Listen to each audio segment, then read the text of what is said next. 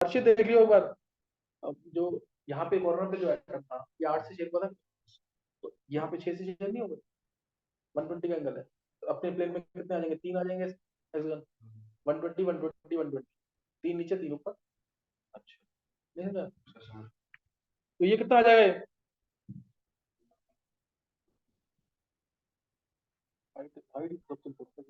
इसका जो main question है ना, जिसकी दिक्कत आई निकालने में, जिसको मैं तुम्हें कहूंगा डायरेक्ट याद कर, हाइट ऑफ द यूनिट, इसकी पूरी हाइट कितनी, ये हाइट कितनी आएगी, ये तो मैं डायरेक्ट बोलूंगा, याद कर लो उसको।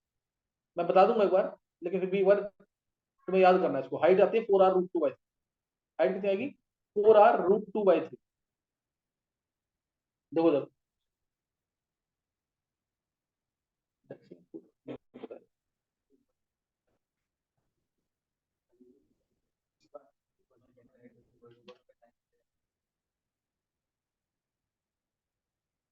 ये तो बहुत तेरे जो, जैसे तू रखेगा ना, तो बोर्ड वाला तो कवर हुआ ही।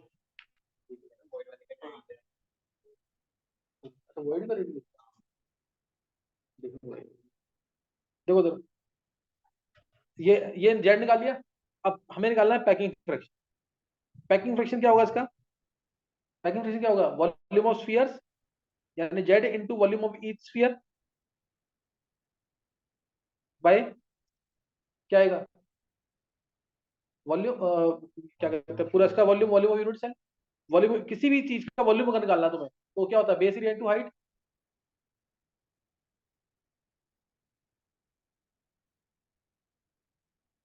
बेस एरिया निकालना पीछे सिखाया था भी मैंने। क्या था? 6 इक्विलेटरल ट्राइंगल्स। तो सिर्फ तुम्हें जेड की वैल्यू तो 6 है, 4/3 पाई r क्यूब अपॉन में बेस एरिया। बेस एरिया कितना है? 6√3/4 ए की वैल्यू कितनी है? 2r का स्क्वायर, यही है ना? है चित्रांश? और इनटू हाइट, हाइट में डायरेक्ट लिख रहा हूँ यहाँ पे भी, 4r√2/3। सॉल्व करेंगे, 0.74 आएगा।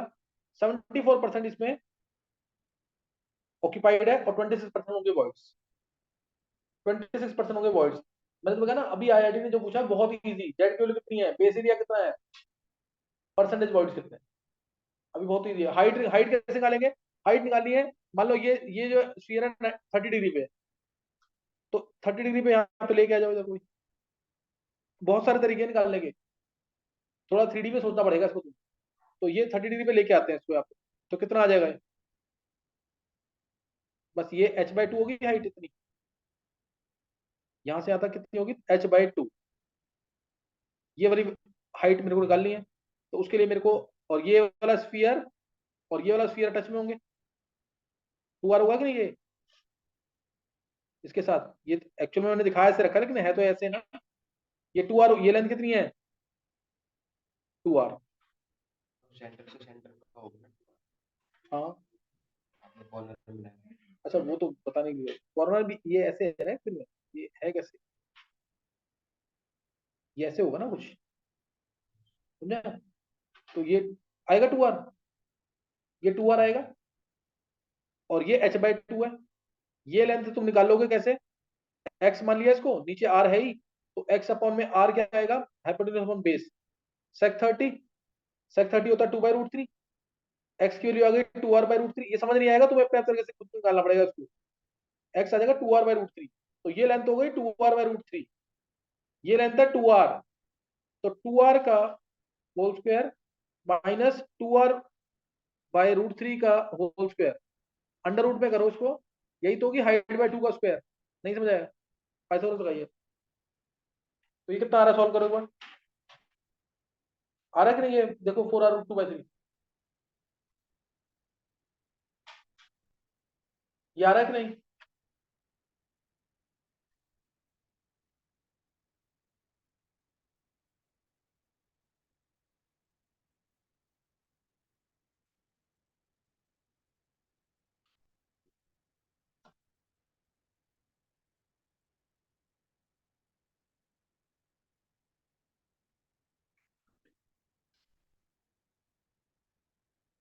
ये 4r√2/3 आएगा।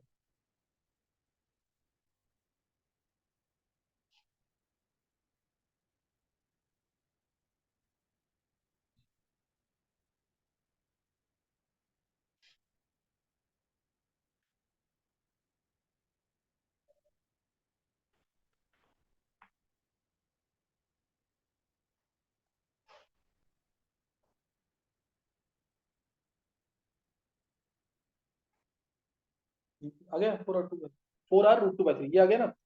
अब एक तो ये अभी ये निकाल लिया ना पैकिंग फ्रैक्शन, बहुत ही इंपॉर्टेंट है। अब इसके अंदर बताना तुम्हें टोटल वॉइड्स कितने होंगे इसके अंदर, एचसीपी में टोटल वॉइड्स कितने होंगे। जेड की वैल्यू कितनी है 6, तो टोटल वॉइड्स कितने हुए 12, ऑक्टल वॉइड्स कितने हुए 6, तो टोटल कितने आ गए 18। समझ आया कि नहीं है। तो ये क्वेश्चन पूछे हुए हैं, डिफरेंस में लिख सकते हैं एचसीपी और सीसीपी के, एचसीपी और सीसीपी के डिफरेंस में लिख सकते हैं। एक ना हाइट निकालनी है octahedral hole, height of octahedral hole. इसमें जो टर्म्स है ना, जो उसको फॉर्मूला मान के याद कर लेना, डायरेक्ट डायरेक्ट पूछेगा, कोई डेरिवेशन नहीं पूछने वाला, कुछ सब्जेक्ट तो आना नहीं है पर। Height of unit cell, base area of unit cell HCP वाले का, ये सब याद कर लेना जरूर, ये इंपॉर्टेंट चीजें। और अब मैंने बोला हाइट ऑफ ऑक्टाहेड्रल होल, ये तुम हाइट ऑफ ऑक्टाहेड्रल होल, जैसे यहाँ पे ऑक्टाहेड्रल होल आएगा ना जो, मैं एक बार इसको भी जल्दी से बता रहा हूँ, तुम्हें करना खुद है ये चीजें समझ नहीं आ रही, 3D वाली चीजें ये सारी, ये तुम खुद करोगे तो क्लियर होगा, नहीं तो ऐसे समझ नहीं आएगा।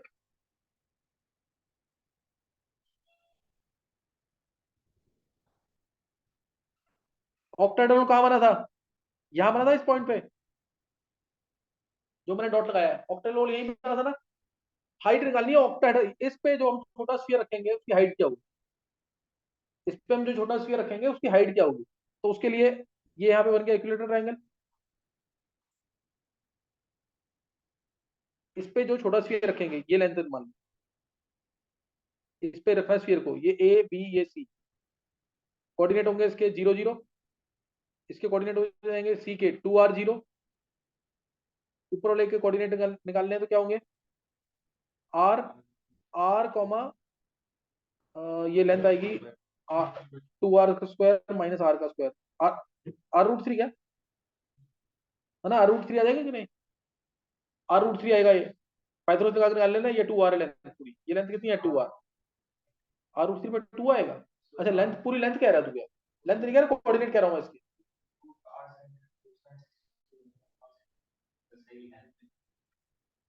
तू बंद कर रहा है। ये लेंथ इधर कितना गया तू वाई एक्सिस पे, यहाँ पे आर गया, और ऊपर कितना गया है आर, समझ गया कि नहीं, आर√3 आएगा। तो इसके सेंट्रोइड के कोऑर्डिनेट कितना आ जाएंगे r+2r/3, आर आ गया, और r√3/3, r/√3 इसके सेंटर वाले पॉइंट के, मान लो ये पॉइंट है P, तो उसके कोऑर्डिनेट्स आ जाएंगे r/√3। क्या समझ आया, समझ आ गया कि नहीं, r/√3। अब डिस्टेंस फॉर्मूला लगा दो, ए ये मान लो B था और ये P है, तो यही तो आएगा हाइट जो आएगी इसकी, मान लो ये B ये P ये T मान लो, तो ये हाइट कितनी आएगी, यहाँ पे जो स्फीयर, यहाँ जो छोटा स्फीयर रखा जाएगा इसकी हाइट कितनी आएगी वो निकालनी है तुम्हें। तो बी पी की वैल्यू कितनी हो जाएगी, डिस्टेंस फॉर्मूला लगा देंगे, r√3 क्या आएगा, बीपी कितना आएगा r√3 माइनस r/√3 का स्क्वायर, कितना आ रहा है, r माइनस r तो 0 हो गया, r√3 माइनस r/√3 का होल स्क्वायर, ठीक है ना। हाँ सही निकाला ना ये, नहीं ओरिजिन से क्यों निकाला, यहीं पे तो उठेगा बीपी और अब तो डिस्टेंस सेम ही रहेगा, हाँ वो तो हाँ उससे origin। लेकिन r से r कैंसिल होता है ना, 2r/√3, सिर्फ √3 है ना नीचे, ये लेंथ आ गई बीपी, और यहां से हाइट, हाइट यही है ना, यही निकालनी है हाइट ये वाली, और ये लेंथ कितनी है, इसमें आर तो बड़ा वाला आएगा एक, रेडियस ऑफ ऑक्टेटल वॉइड वो था 0.414, 0.41 यानी √2 - 1 यानी √2r आएगा, देखो √2r आएगा ये। अब निकाल लेना हाइट, ये कर लोगे कि नहीं है, हाइट निकालोगे ना भी ये, तो ये आएगी r√2/3 करके, यानी मेन हाइट का 1/4। ये एडवांस लेवल की क्वेश्चन है, ये आएगा तो एडवांस में ही आएगा, वो कहीं नहीं पूछेंगे इस क्वेश्चन। एच हाइट जो होती है ऑक्टाहेड्रल होल की, वो मेन हाइट जो होती है ना एचसीपी की, उसका 1/4 होती है, मेन हाइट की क्या आएगी 1/4। रिजल्ट याद कर लो, कोई डेरिवेशन नहीं पूछेगा, रिजल्ट याद कर लेना, मेन हाइट के 1/4, और टेट्रल होल की हाइट जो आती है ना वो h/8 आती है, मेन हाइट के 1/8, मेन हाइट का 1/8। तो जो बताया ना इसको इतना ही करना तुम्हें, और अब तुम्हें क्वेश्चन लिखना है, कुछ क्वेश्चन लिखेंगे जल्दी से। रिजल्ट याद कर लेना। अब जो है ना वो समझ आना चाहिए। मुझे पता है यहाँ तक 3 या 4 बच्चों को समझ आया होगा, ये वाली चीजें दो। अब समझ आना चाहिए, जो अब जो बताऊंगा मैं उसको जरूर करना ढंग से। ये हिमांशु तेरे को समझ नहीं आएगा, क्लास अटेंड नहीं की है। फिर भी ट्राई करिए, कुछ समझ आ जाए तो है। पहला question, atoms A at corners, B at face centres, centre of face, formula क्या होगा? पहला क्वेश्चन इसी में, if one corner is missing,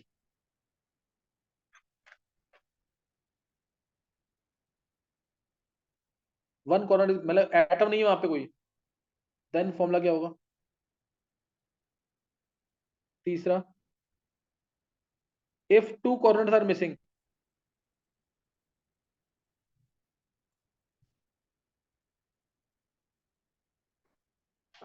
if two corners are missing and occupied by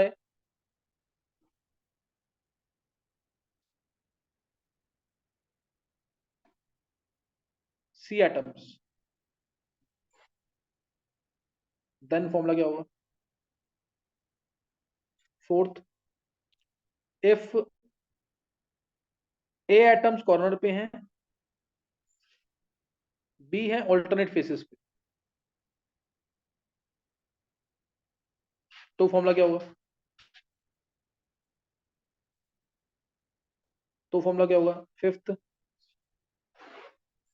fifth question रखना है। बोला नहीं पीछे, potassium is crystallizing in BCC, potassium कहां पे? बीसीसी के अंदर।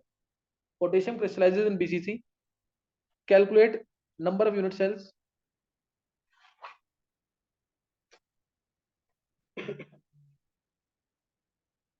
इन in 3.9 gram of potassium. Sixth, gold mass है 197, crystallizes in FCC, calculate unit cells in 1.97 gram of gold.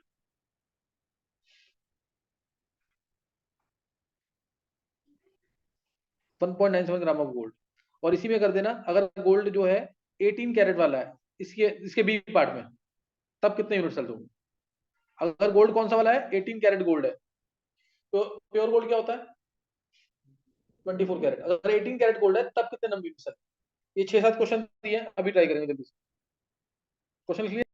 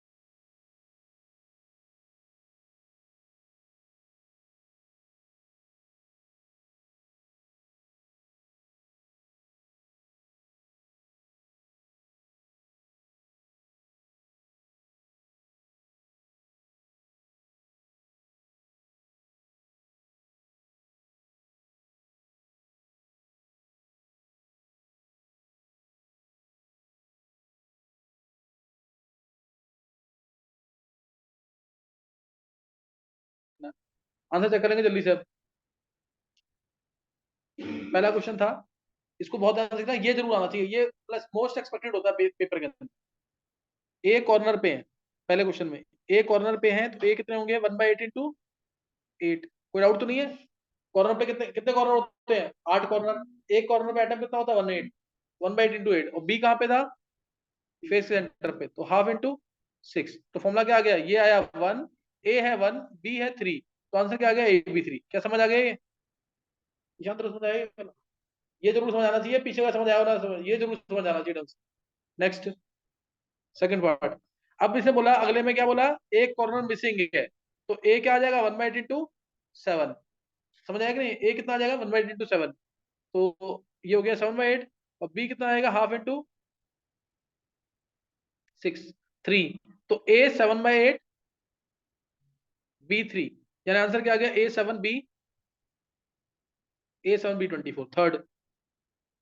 Third case सही है। इसको मैट्रिक्स के नाम से ऐसे नहीं तो कोई दिक्कत नहीं, वो तो ऑप्शन में दिखेगा ना, तो कैसे? नेक्स्ट है, ए है, दो कॉर्नर मिसिंग है, तो ए क्या आएगा? 1/8 इंटू 6, तो ये आ गया ए 3/4। और बी कितना होगा? हाफ इंटू 6, तो कितना आ जाएगा आंसर? अच्छा सी, हाँ सी कितना है? 1/8 इंटू 2, कॉर्नर पे है ना, ए हटे थे, वहां पे क्या आ गया? सी आइटम। तो ए सी क्या है? 1/8 इंटू 2, तो 1/4 हो गया, यानी ए आया 3/4, ये आया, बी आया 3, और सी आया 1/4। तो फोर्थ मल्टीप्लाई कर दो, क्या आ जाएगा? A3B12C। अभी तक तीनों क्वेश्चन किसके सही है? तो सही है, तेरा भी गलत हो गया। अभी समझ आ गया कि नहीं? नेक्स्ट क्वेश्चन, ये इजी क्वेश्चन था। अब बोला अगले में मैंने, ए एटम्स, फोर्थ में ए एटम्स कॉर्नर पे है, और बी एटम कहाँ पे है? ऑल्टरनेट फेसेस पे। कितने फेस आएंगे? दो आएंगे, ध्यान रखना, तीन नहीं आएंगे इसमें, क्योंकि साइक्लिक स्ट्रक्चर है ये। ध्यान देना, ऑल्टरनेट फेसेस कैसे हैं? जैसे एक नीचे रख दिया आइटम मैंने फ्लोर पे, और एक रख दिया सीलिंग पे, तो फ्लोर के बाद इस वॉल को छोड़ा ऊपर, इस वॉल को छोड़ा तब भी ऊपर, इस वॉल को छोड़ा तब भी ऊपर, इस वॉल को छोड़ा तब भी ऊपर। तो अगर ऑल्टरनेट फेसेस बोलता है तो चार ही आएंगे। अब मान लो इसी में देता अच्छा क्वेश्चन बनाने के लिए, सी एटम ऑल्टरनेट कॉर्नर्स पे, सी एटम ऑल्टरनेट कॉर्नर्स पे, तब फॉर्मूला क्या आएगा? वो भी बन सकता है। ऑल्टरनेट कॉर्नर्स कितने आएंगे? चार ही आएंगे, एक दो तीन चार, ये चार ही आएंगे। वो करके देख लेना तुम। अभी तो आंसर क्या आ गया? ए बी आ गया कि नहीं आंसर? ये आंसर आ जाएगा A B. Fifth, fifth question क्या था बताना? हाँ ये बहुत अच्छे क्वेश्चन है ऑब्जेक्टिव के लिए, बहुत क्वेश्चन आते हैं इसके। बोला पोटेशियम बीसीसी में, वैसे तुम्हें पता भी होना चाहिए, बताया ना अल्टीमेटली कहाँ पे होते हैं? बीसीसी के अंदर, ये तुम्हें पता होना चाहिए, सही ना? तुम्हें 3.9 ग्राम पोटेशियम में कितने यूनिट सेल्स है? पहले तुम्हें ये तो 11th क्लास में किया हो तुमने। 39 ग्राम पोटेशियम के अंदर एन नॉट एटम्स होंगे, ये पता है ना? पोटेशियम मास कितना होता है? 39 ग्राम। तो 39 ग्राम, एक मोल पोटेशियम यानी 39 gram equal to N naught atom. 39 gram potassium के अंदर एन नॉट एटम्स है, तो 1 पॉइंट नहीं 3.9 है ना, 3.9 ग्राम पोटेशियम में कितने एटम्स हो जाएंगे? एन नॉट बाय 10, ये आ गए एटम्स। अब बताओ बीसीसी के एक यूनिट सेल में कितने एटम होते हैं? दो। बीसीसी में जेड की वैल्यू 2 थी ना, तो दो एटम्स थे एक यूनिट सेल में, एक यूनिट सेल में। तो एन नॉट बाय 10 एटम्स कितने यूनिट सेल में होंगे? 1/2 into N nought by 10, N nought by 20 unit cell आ गए। यानी जो एटम्स आए हैं उसको आधा कर देंगे, क्या आ जाएगा? Unit sales. नेक्स्ट, अब क्या रह गया? गोल्ड वाला। गोल्ड एफसीसी में है, हाँ, और बोला गया है, बोला गया है कि 1.97 ग्राम गोल्ड में कितने यूनिट सेल्स, ये बोला ना? तो 1.97 ग्राम में 197 ग्राम जो है, इसके अंदर होते हैं एन नॉट एटम्स गोल्ड के। ये मोलर मास दे रखा है ना मैंने, 197 ग्राम में एन नॉट एटम्स है गोल्ड के, तो 1.97 ग्राम में एन नॉट बाय 100 आ जाएगा एटम्स, ये एटम्स आ गए। और एफसीसी के अंदर चार एटम्स होते हैं, एक मिनट बाद में कर देंगे लास्ट 2 3 बार। हाँ 4 एटम्स हैं एक यूनिट सेल में, एफसीसी में यही होता है ना, जेड की वैल्यू 4 थी, 4 एटम्स हैं एक यूनिट सेल में, तो n नॉट बाय 100 एटम्स कितने यूनिट सेल में होंगे, 1/4 इंटू n नॉट बाय 100,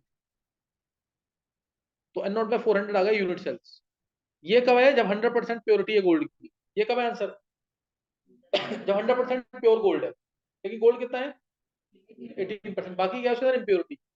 तो 18 यानी कितना परसेंट हो गया, 18/24 इंटू 100, 75% ना गोल्ड की प्योरिटी। ये कितना आ गया, 3/4 आ जाएगा कि नहीं, 75% गोल्ड की प्योरिटी है, तो यूनिट सेल में कितने आएंगे 75% ऑफ दिस, यानी 3/4 कर देना इसका, इसका 3/4 यानी कितना आ जाएगा 3n0/1600, 3n0/1600 आंसर होगा। किसके सारे सही है, ऑल्टरनेट फिजिक्स वाला उसका मैंने 4 उसमें लग गया। मेरा भी वही गलत है, उसमें मैंने 3 लिख दिए। अच्छा तो समझ आ गया कि नहीं, 80 डायरेक्ट वाला वो गलत है। वो लास्ट वाला 3 बाय अच्छा तो वो वैसे वैसे वहां तो सही है तेरा, चलो सही है, पर रिवाइज कर लो उसको, यही तो करना है। ये किसके सही है, ये मनन के सारे सही है क्या, मनन हेलो सारे सही सर। तेरे। Yes sir. हाँ सही है। Hello sir. हाँ हाँ, बोल बोल बोल सर अर्षद। एक इम्पोर्टेंट क्वेश्चन पूछना है, पूछूं? हाँ पूछ ले। सर मेरी मॉडर्न एबीसी बुक जो है वहीं पर ही छूट छूट गई है क्या, आपने देखी थी मतलब? मेरा बुक पड़ी है इसकी हर चीज पीछे रखी है, हाँ रखी हुई है। हाँ मैं सर पूरे घर में देख लिया, मैंने मिली नहीं मम्मी और मैंने। तो तेरे को ये इंपॉर्टेंट क्वेश्चन पूछना था, तेरे को पहले नहीं पूछना चाहिए ये, तो तूने पढ़ा ही नहीं इसका सॉल्यूशन चैप्टर पूरा। नहीं वैसे तो मैंने एनसीईआरटी पढ़ी है ना, मेरे पास एनसीईआरटी से कर लिया मैंने। सही है चलो। हाँ सर मैं एनसीईआरटी ले सर आया एक था, सेशन स्मार्ट और है मैथ अभी। का। कल कल टेस्ट दे दियो मेरे पास घर पे आके, सही है। ठीक है सर। सही। सर एक सेशन और है अभी क्या, कैसे? नहीं नहीं बस यही तो करना है अभी। ओके।